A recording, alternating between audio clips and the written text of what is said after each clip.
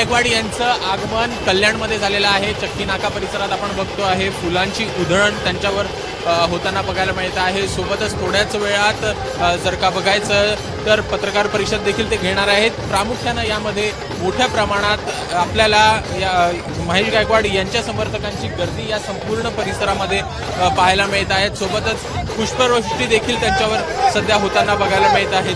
एकूण आपल्याला माहिती आहे की या संदर्भात गणपत गायकवाड यांच्याकडनं महेश गायकवाड यांच्यावर गोळ्या झाडण्यात आलेला होता। सोबतच त्यांचे जे सहकारी आहेत रोहित पाटील यांच्यावर देखील आपण बघितलं की गोळ्या झाडण्यात आलेला होता। त्यानंतर त्यांच्यावर उपचार हे ठाण्यातील ज्युपिटर हॉस्पिटलमध्ये सुरू होते। मात्र आता त्यांची तब्येत बरी झाल्यानंतर एकूण मोठ्या प्रमाणात जे कार्यकर्ते आहेत ते त्यांच्या स्वागतासाठी आपल्याला कल्याणमध्ये दाखल झाल्याचं पाहायला मिळत आहेत आणि एकूण सगळ्या भागामध्ये स्वागत त्यांचं होत आहे। कॅमेरामॅन अजित शिवतरकरसह अभिषेक मुठाळ, एबीपी माझा, कल्याण।